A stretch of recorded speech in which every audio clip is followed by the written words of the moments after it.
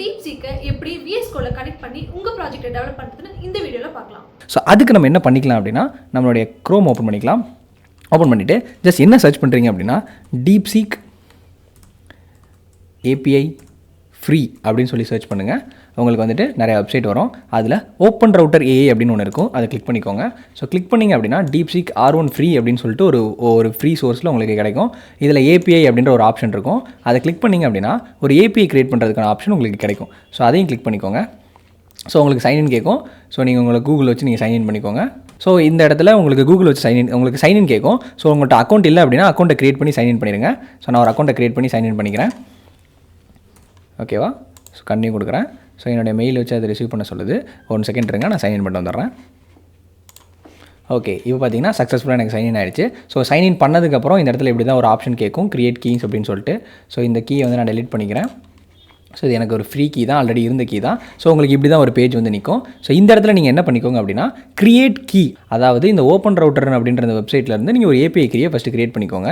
So இந்த API கீயை நான் கிரியேட் பண்ணிக்கிறேன். ஸோ இதுக்கு ஒரு நேம் வச்சுக்கோங்க. நான் வந்து என்னுடைய VS Code பாட் அப்படின்னு சொல்லி நான் ஒரு நேம் வச்சுக்கிறேன். ஸோ இதில் வந்துட்டு நீங்கள் கிரெடிட் லிமிட் உங்களுக்கு ஆப்ஷனல் தான், அதனால் நீங்கள் விட்டுருங்க, உங்களுக்கு அன்லிமிட்டடாக கிடைக்கும். ஸோ நீங்கள் கிரியேட் கொடுத்தீங்க அப்படின்னா மேக் ஷுர் இப்போவே நீங்கள் இந்த கீயை காப்பி பண்ணிக்கிறதுக்கு இப்போவே நீங்கள் மறக்காமல் காப்பி பண்ணி எங்கேயாவது ஸ்டோர் பண்ணி வச்சுக்கோங்க. ஏன்னா நெக்ஸ்ட் டைம் உங்கள் ஓப்பன் பண்ணிங்க அப்படின்னா அந்த கீயை உங்களால் காப்பி பண்ண முடியாது. ஓகேவா? ஸோ நான் ஜஸ்ட் காப்பி பண்ணிக்கிறேன். காப்பி பண்ணிவிட்டு என்னுடைய VS Code நான் ஓப்பன் பண்ணுறேன். ஓகேவா? ஸோ என்னுடைய நான் VS Code ஓப்பன் பண்ணிக்கிறேன். ஸோ என்னோடய VS Code ஓப்பன் பண்ணோன்னே இதில் என்ன எந்த ஒரு ப்ராஜெக்ட்டுமே இல்லை. ஸோ நான் ஒரு ஓப்பன் ஃபோல்டர் கொடுத்துக்கிறேன். ஓப்பன் ஃபோல்டர் கொடுத்து என்னுடைய டெஸ்க்டாப்பில் நான் ஒரு ஃபோல்டரை க்ரியேட் பண்ணுறேன். ஒரு புது ஃபோல்டரை க்ரியேட் பண்ணுறேன், நியூ அப்படின்னு சொல்லிட்டு. ஸோ இந்த ஃபோல்டரை நான் செலக்ட் பண்ணிக்கிறேன். ஓகேவா? ஓகே, ஸோ இந்த ப்ராஜெக்ட்டில் இந்த ஃபோல்டரை நான் செலக்ட் பண்ணிட்டேன். ஃபைன். நெக்ஸ்ட் நான் என்ன பண்ண போகிறேன் அப்படின்னா, ஓகே, என்னுடைய எக்ஸ்டென்ஷன்ஸ் ஓப்பன் பண்ணி விட்டு ரூ அப்படின்னு சொல்லிட்டு நீங்கள் டைப் பண்ணுங்கள். ரூ கோட் அப்படின்னு சொல்லிட்டு டைப் பண்ணுங்கள். அதில் ரூ கோட் அப்படின்னு போட்டோன்னே உங்களுக்கு இந்த ராக்கெட் படம் போட்டு ஒரு எக்ஸ்டென்ஷன் வரும், அதை இன்ஸ்டால் பண்ணி வச்சுக்கோங்க. ஓகேவா? ஸோ இதை வச்சு தான் நம்ம என்ன பண்ண போகிறோம், நம்மளுடைய DeepSeek AI நம்மளுடைய VS Codeல கனெக்ட் பண்ண போகிறோம். ஓகேவா? ஸோ அதை இன்ஸ்டால் பண்ணதுக்கப்புறம் அந்த ரூ கோடை நீங்கள் ஓப்பன் பண்ணிங்க அப்படின்னா இந்த மாதிரி ஒன்று உங்களுக்கு ஓப்பன் ஆகும். அதோட செட்டிங்ஸில் இந்த இடத்துல கான்ஃபிகரேஷனில் டிஃபால்ட் அப்படின்றத கொடுத்துருங்க. API ப்ரொவைடரில் ஓப்பன் ரவுட்டர் அப்படின்றத கொடுத்துருங்க. கொடுத்துட்டு இந்த API கீழே நீங்கள் என்ன கீயை இப்போ இங்கேருந்து யூஸ் பண்ணிங்களோ அந்த கீ இந்த இடத்துல பேஸ்ட் பண்ணிடுங்க. ஓகேவா? பேஸ்ட் பண்ணிவிட்டு இதுக்கு கீழே மாடல்ஸ் அப்படின்றதில் நீங்கள் சர்ச் பண்ணுங்கள். DeepSeek அப்படின்னு சர்ச் பண்ணிங்கன்னா உங்களுக்கு நிறையா கிடைக்கும்.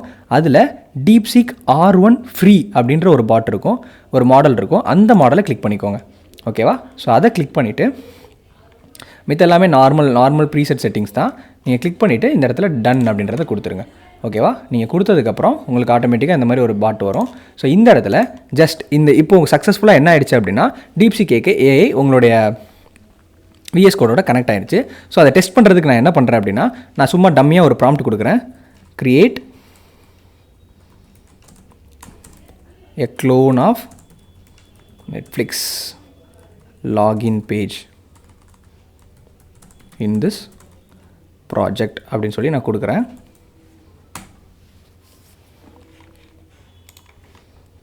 ஸோ உங்களுக்கு ரெக்வஸ்ட் போயிட்டுருக்கு. இங்கேருந்து DeepSeek AI உங்கள் DeepSeek AI உங்களுடைய VS Code ஆக்சஸ் பண்ணிகிட்ருக்கு.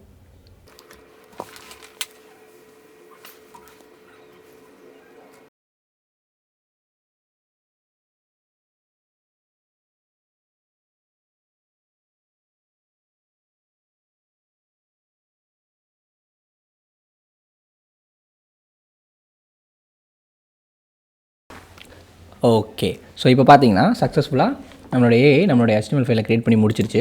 ஸோ நான் என்ன பண்ணுறேன், இதை ஓப்பன் பண்ணி பார்க்குறேன். பார்த்தீங்களா? ஸோ ஓரளவுக்கு பர்ஃபெக்டாக எனக்கு என்ன பண்ணியிருக்கு, கொடுத்துருக்கு. ஸோ இதை மாடிஃபை பண்ணோம் அப்படின்னா நம்மளுடைய பேஸ்லேருந்து நம்ம ஸ்டார்ட் பண்ண வேண்டாம். ஒரு ஸ்ட்ரக்சர் அது கொடுத்துருச்சு. இதுக்கப்புறம் என்ன பண்ணிக்கலாம், அசால்ட்டாக மாடிஃபை பண்ணிக்கலாம். ஓகேவா? ஸோ இதே மாதிரி DeepSeek AI உங்கள் ப்ராஜெக்ட்டில் இன்செர்ட் பண்ணி உங்கள் ப்ராஜெக்ட்டில் உங்களுக்கு ஏதாவது டவுட்ஸ் இருந்தால் கூட நீங்கள் அதை 10x ஸ்பீடில் நீங்கள் என்ன பண்ணிக்கலாம், ஒர்க் பண்ணிக்கலாம். ஓகேவா? ஸோ இது மாதிரி ஒரு அப்டேட்டடான வீடியோஸ்க்கு நீங்கள் BT சிஸ்டம்ஸை ஃபாலோ பண்ணிக்கோங்க. ஸோ நெக்ஸ்ட் வீடியோவில் பார்க்கலாம். பாய். இந்த வீடியோ உங்களுக்கு யூஸ்ஃபுல்லாக இருந்திருக்கு நம்புறேன். இந்த மாதிரி ஜாவா கண்டென்ட் மிஸ் பண்ண வரைக்கும் BTree சிஸ்டம்ஸை சப்ஸ்கிரைப் பண்ணிக்கோங்க. அண்ட் உங்கள் தாட்ஸை கமெண்ட் பண்ணிடுங்க.